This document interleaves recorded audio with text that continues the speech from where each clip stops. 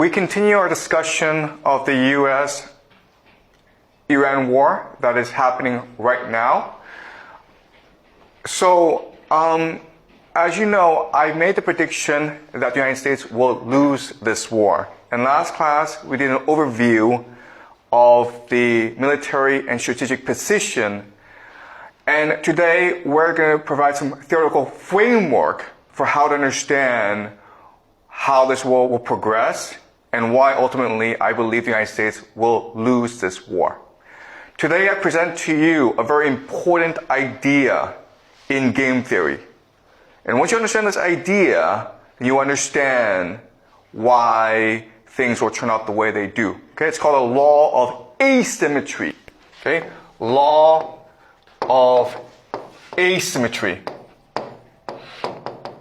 And all this is saying is that the United States and Iran are not peers. They're not equals. The United States is far stronger than Iran. And we should expect the United States to overwhelm and destroy Iran really easily. But the law of asymmetry states that that's usually not the case. It's usually the underdog that has the advantage. And we see this from history all the time. Okay, so when the Persians in about 490 BC invaded mainland Greece against Athens and Sparta, Persia at that time was the first world empire. It had infinite resources, infinite manpower, infinite wealth. And it lost to the Greeks not once but twice. And then the Macedonians under Alexander the Greek, and they were like a tribal army, not a very large army. They were able to go into Persia, and Persia at the time was basically most of Eurasia, and conquered it in about 10 years' time. The Romans started off as a tribal people, which then built the Mediterranean Empire. Then you had the Aztecs, so the Vikings. So this happens a lot in human history. A people in the borderlands, a tribe, a small ethnicity, are able to conquer a great empire. And the law of asymmetry tells us why. Okay? So I'm going to go over very slowly in detail how this law of asymmetry works. All right. So let's look at an empire. And there are three major advantages to an empire. All right. The first is mass. This just means that they have a lot of people. Okay. They almost have an infinite amount of people. The United States has a population of about 350 million people. But remember, the United States can also draw on the populations of its allies, which includes the Five Eyes, the Anglosphere, but it also includes Europe. It also includes East Asia, South Korea, Japan. Basically wherever the Americans have a military base. All right, so most of the world are either allies of the United States or vassals of the United States. So the United States can basically draw on in billions and billions of people for its wars. Okay, so it's mass. Second is the idea of organization.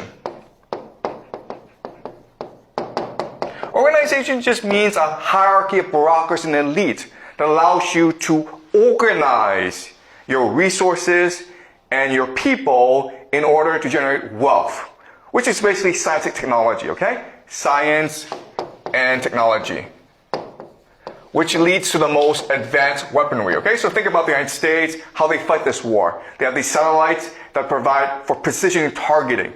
They have these airplanes, these B-2 bombers, F-15s, that are the most advanced weaponry ever in human history. Okay? So, organization. And the last great strength of the empire is the idea of death. Death is the idea that because your people are infinite, because your organization is so strong, because your resources are so vast, you can afford to lose many, many wars, okay? It's not a big deal if the United States loses this war in Iran. If they want to go back, they can go back with even more soldiers, even more weaponry, because their wealth is infinite. Okay? So these are the three major advantages of an empire. And in theory, because of these advantages, an empire should be invincible and eternal. But we know for a fact that all empires fall. And they fall very, very hard. And quite honestly, they don't last a very long time. Maybe 28 years, maybe 38 years for most empires. That's not a very long time. So we need to better understand what's going on. Okay? Why is it that an empire with these vast resources, they all fall in 20 years, 20 years? Okay? Alright. So, what we need to understand is that all these advantages are ultimately disadvantages in the long term. Alright, so let me explain what I mean. Mass, you have a lot of people. Okay? When you have a lot of people, you create a lot of inequality. Why? Because there's competition for resources. There's too many people. Okay? And this often leads to debt and slavery. And as a result, your people become complacent, lazy, indifferent. They're competing against each other. They really don't like the government, okay? So they're not really that motivated to do anything, to work or to fight wars, but especially to fight wars. So this mass looks like an advantage in the beginning, but over time it becomes a disadvantage, right? Organization means an elite. The problem with this is that over time, the elite become parasites. Why? Because the way they make their money is through rent seeking. Rent seeking just means that you have power and you seek to monetize your power by exploiting the mass. Alright? So basically landlords are a classic type of rent-seeking elite. And so they don't really work, but they make a lot of money because they own the land, because they control all the resources, because they control all the capital. And that forces the mass to go into slavery, to go into debt, which is what's happening in America today. The problem with this is that everyone wants to be part of the elite, and there are too many elite over time. Okay? So even though the elite have many, many kids, the power is a zero-sum game. It's a hierarchy. And so this leads to the idea of elite overproduction. Okay? Elite overproduction. This is a term coined by the historian Peter Turchin. Okay? And his theory is that you have turmoil, you have wars. For example, the French Revolution, for example, the fall of the Roman Republic, because there's too many elite and they start wars to accumulate power for themselves. Okay? So this organization, this elite, leads to basically factionalism or infighting. And that's what's happening in America today, where the Democrats and the Republicans, they hate each other, they refuse to get along. It leads to political polarization. Okay? So another way of saying this is that an empire over time becomes insular. They don't care about what happens outside the world. All they care about is what happens in Washington, D.C. And as a result, they make a lot of stupid mistakes. Okay? Alright. Now, the last thing is death. Okay, the problem with death is that if there are no consequences to your actions, you become arrogant, you become lazy, and you become incompetent, okay? Because you don't care. It doesn't really matter. And this leads to the idea of hubris. Okay? Hubris is just blindness to your own arrogance, a violent arrogance that makes you make silly mistakes, but you don't recognize your mistakes and you keep on repeating the same mistakes over and over again. Right? So, yes, it seems like the empire is invincible, but if you actually think about it, the empire, its advantages becomes over time its disadvantages, which will lead ultimately to its downfall. Okay? So the mass leads to inequality, the organization leads to overproduction, which leads to factionalism, and death leads to hubris. That's why an empire must fall over time. But an empire cannot fall by itself. It needs an enemy that forces it to collapse. Okay? And so what happens is that an enemy will emerge that will overwhelm the empire because it is able to take advantage of the weaknesses of the empire. Right? And so, what are the weaknesses of this empire? Well, the first major weakness of this empire is that the people aren't really motivated. So if you as people are really motivated, you have a huge advantage, okay? We call this energy. Right? Now, as an empire, you become insular. You refuse to admit your mistakes. You refuse to learn from others. Well, if you are willing to admit your mistakes, if you're willing to learn, if you're willing to promote the best and brightest, if you're willing to be meritocratic, you have a huge advantage, okay? And so this idea of openness. Now, last idea is this. An empire, it's fractured. So if you're able to maintain cohesion, if people are able to remain united, if they're able to have a common purpose, they will be strong, okay? So, if an enemy of the empire emerges with these three qualities, energy, openness, and cohesion, this enemy will defeat the empire. It doesn't make sense. Okay? So, what I want you to focus on as you follow the news in this war between the United States and Iran is ask yourself a question. Will Iran become an energetic, open, and cohesive society? Because if it does, it will become invincible. The empire won't change because of hubris.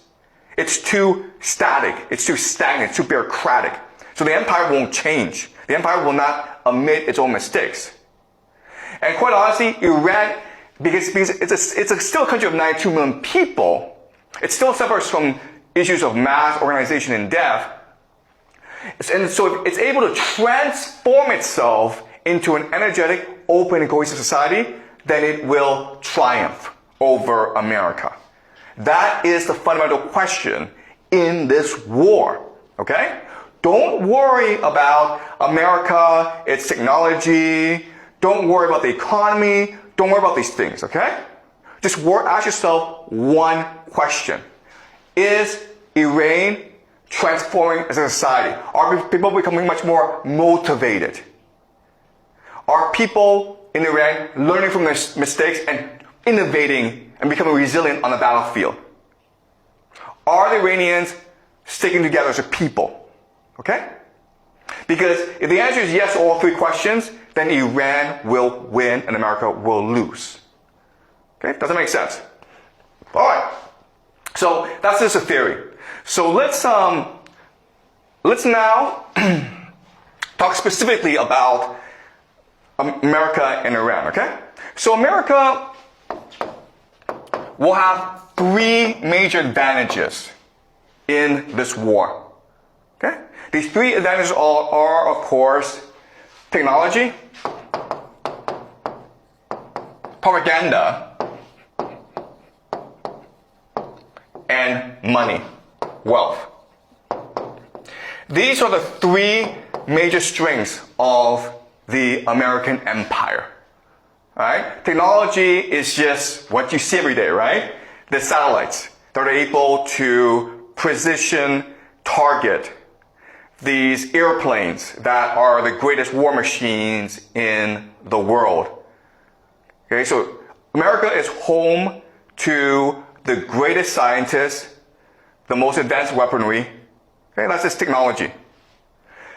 Propaganda means that America controls information space. It controls the internet. It controls the world's most powerful media, including the New York Times, CNN, BBC. It controls YouTube. It controls Google. It controls information landscape. America does not want you to know something. It can hide it from you. America can control the discourse. It can control how you think about the world. That's propaganda. The last thing is money. Okay? And it's a very simple idea. The United States controls the US dollar, which is the reserve currency of the world. And the United States can print as much US dollars as it needs in order to win this war. It has an infinite money printer. Okay? And then it can use this money to bribe people to fight this war, right? It can pay for mercenaries. It can bribe ethnic minorities to rebel against the government in Iran. It can bribe Iranian officials to betray the government, okay? So, looking at these three things, you would think that America is invincible, right? But again, we need to think about the law of asymmetry and recognize that these advantages are also disadvantages. All right? So, let's discuss this. Technology. Well, if you have the most advanced weaponry in the world, you become lazy, arrogant, and dependent on the technology, right? So the classic example, of course, is our school, where you have access to ChatGPT, right? And you become smarter because you have access to ChatGPT? No, you become dumber because you become lazy, right? Same thing with technology. You would think that with the most advanced weaponry in the world, America would become invincible, but instead, the American military becomes too dependent on the technology. It becomes too arrogant, too complacent. Okay, it's if we get into trouble, then we'll just send in the Air Force and blow everything up, okay? So it leads to dependency. And this actually hampers innovation and resilience in the battlefield. And this is what you need to win, okay? You need to be innovative and you need to be resilient on the battlefield, but because of technology, you become too lazy to think for yourself. Alright? So that's one problem. Propaganda. You would think that, America controls the debate, therefore that's a huge advantage. It's actually not an advantage, guys. The reason why is that in order for innovation and resilience to happen, you need to have open debate. Right? You need people to voice dissenting opinions. But if you control the information landscape, what you can do is censor. And that's what America's doing right now. It's telling people to shut up and obey. You're not allowed to point out that this war is stupid and America can't win this war. Otherwise, you'll be kicked out, okay? So, this means that there's really a lack of rigorous debate within the American government, within the American military, within the American elite, which of course will lead to hubris. It will lead to bad decision making. No one will point this out because they're too afraid of pissing off the president and his people, so they'll shut up and America will keep on making the same mistakes over and over again, okay? We call this drinking your own Kool-Aid, okay? Okay, they're basically getting high on their own supply is another phrase that we use. Alright, money and wealth. You would think, okay, well this is it, man. We just bribe everyone, we just bribe the entire world, and we're good, right? The problem is this. The problem is that if you bribe people, they're not going to fight for you, right? Because all they want is your money. So you bribe them, but they'll probably take your money and run away. Okay? Or they'll figure out how to get more money out of you by cheating you. So right now, the Americans are going to fund these militias and ethnic minorities and opposition groups against Iran, okay? Guess what, guys? These guys are hustlers, right? They're not fighting because they want more freedom. They're fighting because they want to rip off the US government. And so this money issue can be a problem in the long term because the people you're bribing, you can't even trust. And they're not motivated to actually win this war for you. They're actually motivated to scam you as much as possible. And they could be actually a problem in the long term because you're putting so much resources into these hustlers. Okay? Alright. So, what this means is that America has three major problems. Okay? It has three major problems. The first major problem is the lack of political will.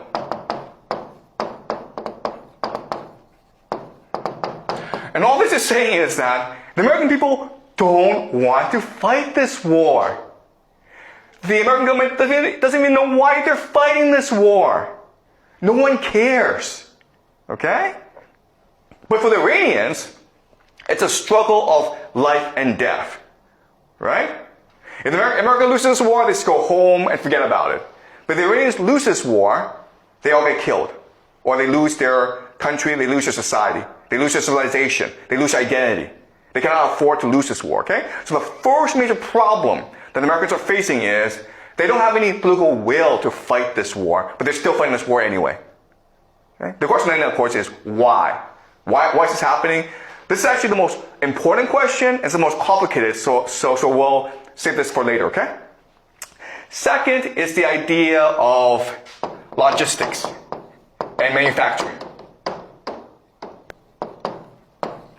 So America is very good at fighting short wars. Okay? The reason why is they have the most advanced weaponry, but they have manufacturing issues because, as we know, America shipped all its factories to China. So America doesn't have that many factories. So yes, it has the most advanced weaponry in the world, but this weapon doesn't do any good if you don't have any munitions, right? You don't have any munitions, bombs, bullets. And you need factories for that. And America doesn't really have these factories. Now, I understand that America is trying to upgrade its manufacturing capacity, but it's kind of slow. All right? So maybe 5 years from now, it will have manufacturing capacity to fight this war, but right now it doesn't. So that's another major issue, okay? And then the last issue, of course, is casualties. All right. America, because it doesn't have the political will to fight this war, cannot afford to lose soldiers on the battlefield. All right? So it wants to minimize the death, it wants to minimize battlefield losses. Because if like 1,000, tens of thousands of American soldiers are going home to America dead in coffins, I guarantee you, because of lack of political will, the American people will revolt. You will have protests, you will have a lot of violence in the streets. It'll be like the Vietnam era again. Alright? Okay, so yes, I understand that America has technology, propaganda, and money, but as we discussed, these aren't really advantages. And these disadvantages are huge. The lack of political will, the lack of manufacturing, and the lack of America cannot afford to lose that many soldiers in the battlefield, okay? And so this situation now determines how America will fight this war. And we'll discuss this later on, okay? All right, now let's talk about Iran.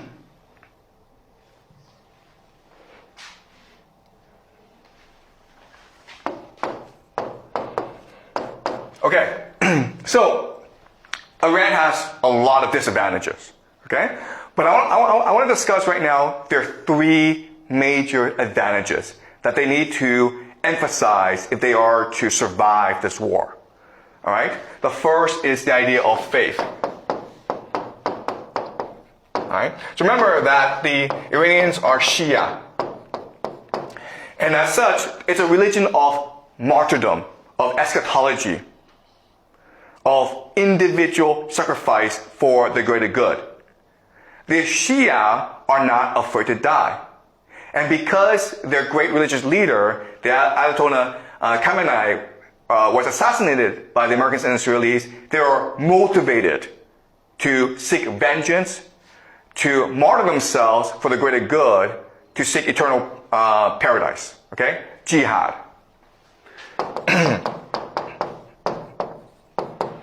All right? That's the first major advantage. The second major advantage is terrain. And all this means is that Iran is a mountainous country. And it's huge. It's 3 times the size of Iraq. So it's very hard for America to invade the country.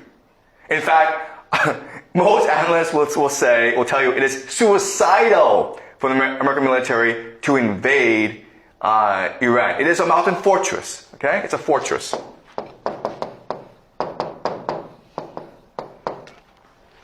And the last issue is, the last advantage is nationalism. Okay? All right. So the Iranians are Persians.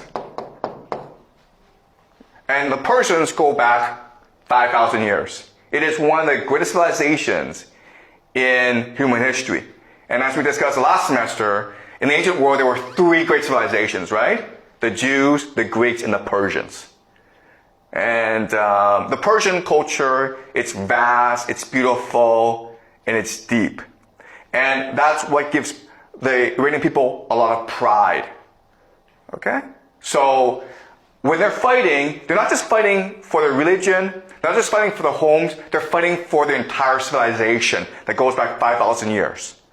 Right? So these are the 3 major advantages that the Iranians have. Okay? Faith means that they're not afraid to die for what they believe in. Terrain means that the Americans will have a hard problem invading the country. Nationalism means that the people of Iran know what they're fighting for. Alright? So, but again, remember, everything that it seems like an advantage can be a disadvantage as well. Alright? So, let's go over what the problems are. With faith, you might have an issue of blindness. Okay? Or zealotry. Where you're not afraid to die, but that means that you're not thinking strategically. Okay? Maybe you're going to waste too many soldiers on the battlefield. They're brave, but they're kind of stupid as well. Alright? So you might have an issue where Iran is not using the optimal strategy because their soldiers are not afraid of death. And we're already seeing that where the Americans have already blown up and destroyed the Iranian Navy.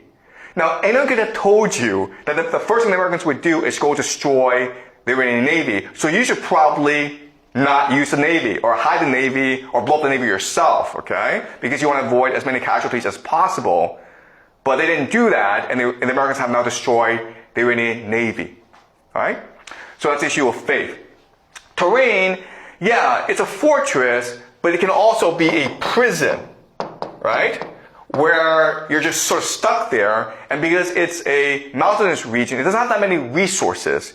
So Americans can actually disrupt your water supply, disrupt your electricity, okay, and cause general poverty and hardship for your people. Okay? And then nationalism, yes, Persia is a great culture, but remember that Iran is an ethnically diverse country. In fact, only 50% of the population of Iran are Persians. Others are different minorities, okay? Alright? So, you have then ethnic divisions, right? Okay? So, looking at this, now we know exactly what the American strategy will be. Basically, the strategy will be to inflict as many casualties as possible on the Iranians. Alright? To kill as many people as possible. Destroy the infrastructure of Iran so that the people don't have enough water, electricity, food to survive. Okay? And the third, of course, is to create as much ethnic tension in the country as possible by arming and encouraging and bribing ethnic groups to rebel against the central government in Tehran. Right? Okay? But again, what the law of asymmetry tells us is that the empire ultimately is not as flexible and open and dynamic as its enemy. Okay? The weaker person is going to engage in much more self-reflection self-debate than the empire, okay? Because the empire will become arrogant. And so ultimately, Iran should triumph over America. And in fact, what's going to happen is that this strategy that America will use against the Iranians will lead to the Iranians becoming much more energetic, open, and cohesive. Okay? So let's look at the American strategy specifically.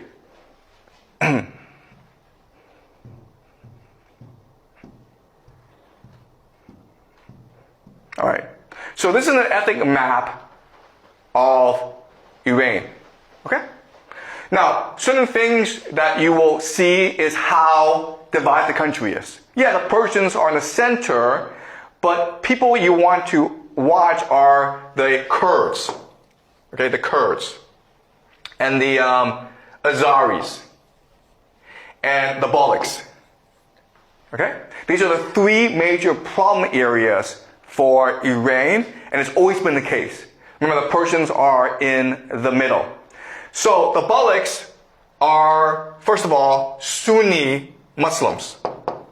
And as we discussed last class, the Sunnis and the Shias have never really gotten along well together.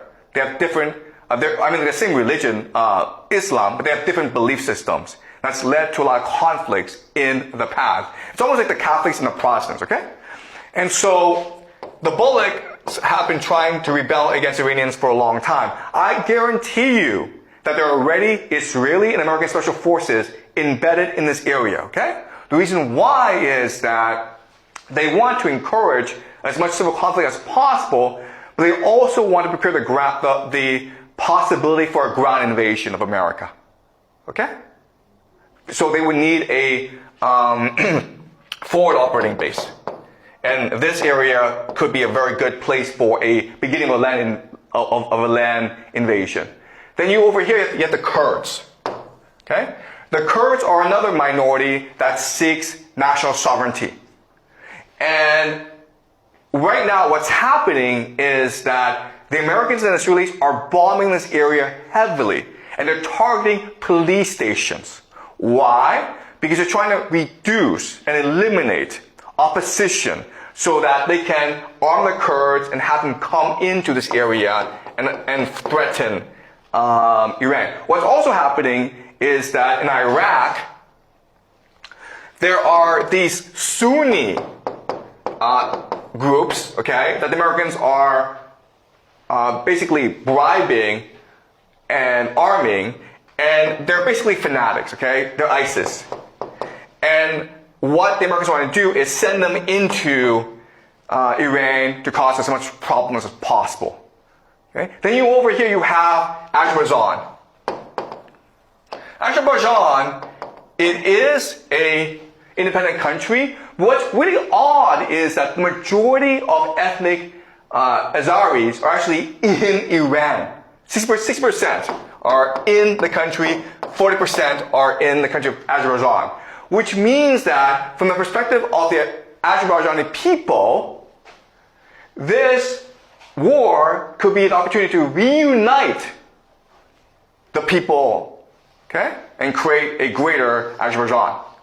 So these are the three problem areas that you have to watch as this war develops over the next few weeks, over the next few months. Okay? So we already know what the American strategy will be because we've seen it in Libya, in Syria before. Okay, so what is the strategy? Right. So again, the strategy is to both attack without, okay, from outside, and inside as well. So what you're going to do is this. You're going to arm these people, embed special forces into these insurgent groups to lead them and provide air cover so they have a clear path into Iran and are able to eliminate opposition, okay? Alright? So now you're attacking from without. Attacking from within means to cause as much pain and suffering in the interior of Iran as possible. Alright? And how do you do that? Well, you do that through Decapitation. Okay, let's go over the strategies. Okay, decapitation. Okay. And what you're doing is you're removing the elite. Okay, or what we call command and control. Okay, you're basically limiting the capacity of Iran to govern itself, to have a leadership, to have an elite. All right, command and control. Okay, so that's the first strategy. Second strategy is aerial bombardment. Okay, aerial supremacy. So again, America has the most advanced airplanes in the world, and the way that it's using its airplanes is to destroy as much military installations as possible, but it's also engaging in acts of sabotage. Okay? So what they're doing is they're carpet bombing. Okay, so they're carpet bombing Tehran, okay? They're doing soft targeting. Soft targeting. Soft targeting means that instead of attacking military installations, you attack hospitals. Why? Because you're degrading the capacities, you're degrading the state's capacity to rejuvenate itself, to be resilient. Okay?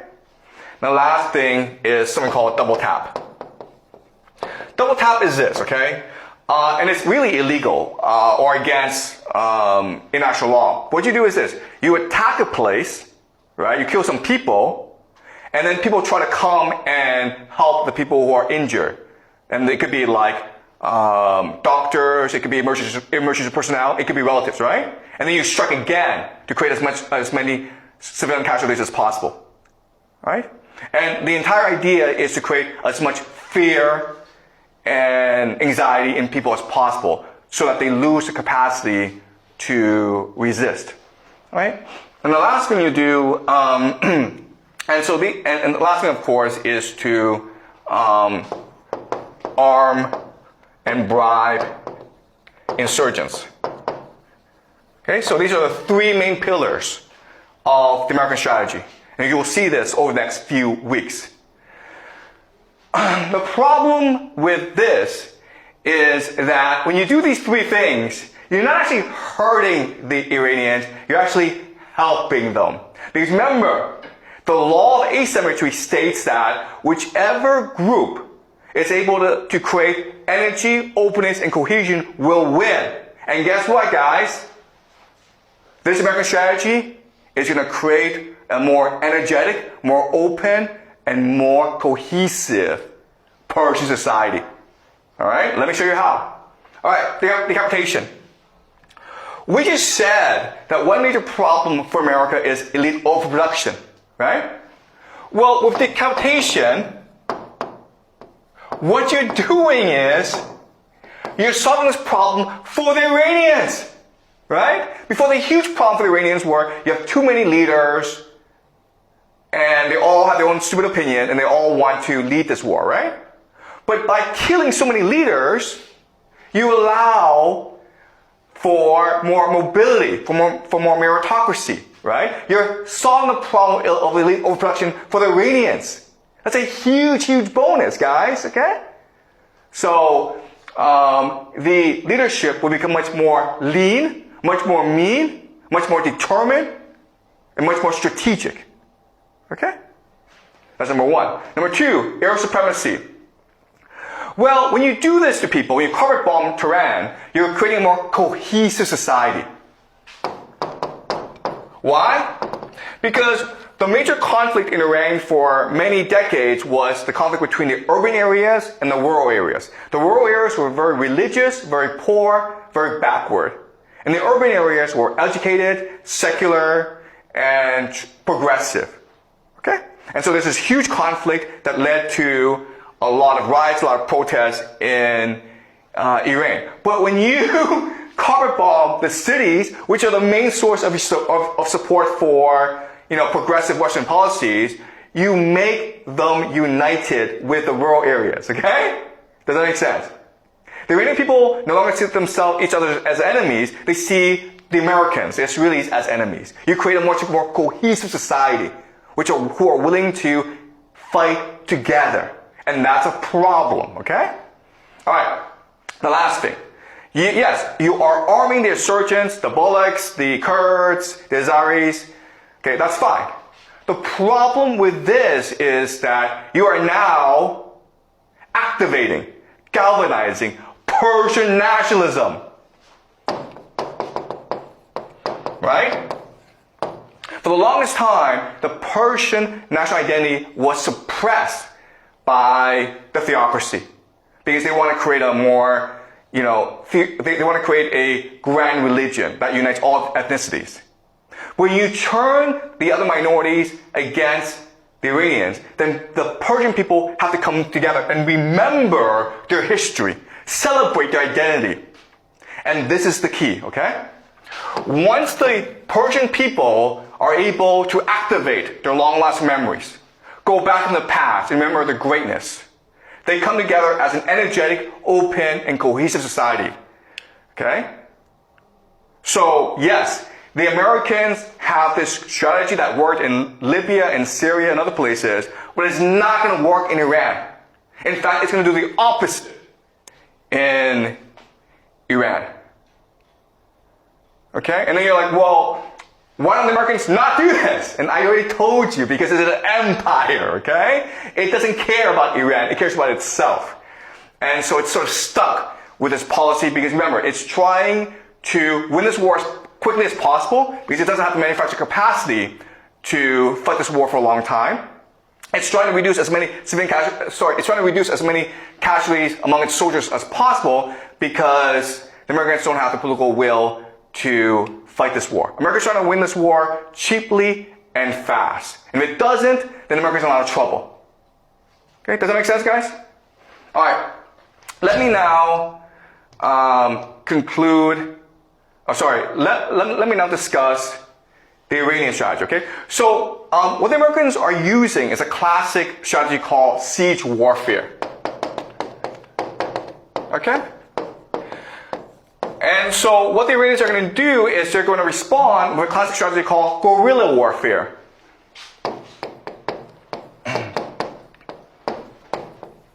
Okay, and guerrilla warfare, guys, it's just simple. It's hide and seek. Alright? So you come bomb me with everything you have, I'll just hide in my mountains. And then when you leave, what am I going to do? I'm going to attack your GCC countries. I'm going to lob drones, rockets at you. I'm going to lob rockets at Israel. Okay? I don't have to strike that hard. I just have to be a pain in the ass. Okay? Because then what happens is you're forced to come back and bomb the living hell out of me. But guess what? I'll just hide in my mountains again. It's hide and seek. Okay? So Iran can do this for years and years and years. But again, remember, America is forced to win this war as fast as possible because there is no political will. They don't have manufacturing capacity, and they don't want that many casualties and economic damage. Okay? Does that make sense, guys? All right. So that's all Iran's going to do. Iran's just going to be a pain in the ass. Okay? A pain in the ass. It's trying to create as much economic damage as possible. It's trying to create as much fear as possible.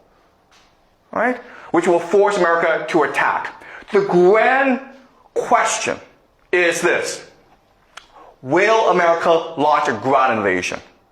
Okay? Because if it does, then they've lost the war. Okay? All right? Because look at Iran, okay? Mountains and mountains, deserts. It is impossible to occupy this country. All right? It's impossible to invade. And what the Iranians want to do is be such a pain in the ass to commit so much guerrilla warfare that America is forced to invade, okay, from over here and from over here and from over here and from over here, and then eventually. But the problem is that America does not have the resources, the political will, the manufacturing capacity to fight this war. Okay? Does that make sense? All right. So now you're like, okay, I understand all this. But why the hell is this war happening then? Like, if I can tell you this, okay, I'm sure that their generals can tell them this as well. I'm sure that they know that this was the case. In fact, for years, America has been planning to invade Iran, and for years, the generals was like, no, that's suicidal, let's not do this, okay? So why is this happening? And unfortunately, we don't know, because the administration is not telling us. At first, Trump is like, oh, because the nuclear talks didn't go well. But we know for a fact that the Iranians were willing to agree to all terms of the Americans. And then Marco Rubio, who's the Secretary of State, he came out yesterday and he said something really moronic. He said that, why did we attack Iran? Because we heard the Israelis were going to attack first. And then the Iranians were going to respond by attacking both the Israelis and us, the Americans. And therefore we have to preempt the Israelis by attacking first. That's just retarded, okay? Right? So they don't know why they're doing this. But there has to be a reason, right? Okay, well, a clue is this. A clue is this. The soldiers are being asked, the American soldiers are being asked to fight this war. And again, no one knows why this war is happening. But there's reporting that the generals are telling the soldiers, this is a war for Jesus. This is a war to create the second coming of Jesus. Okay? This is Jonathan Larson, and he's writing this on Substack. Okay? U.S. troops were told Iran war is for Armageddon, the return of Jesus. What is this? Okay,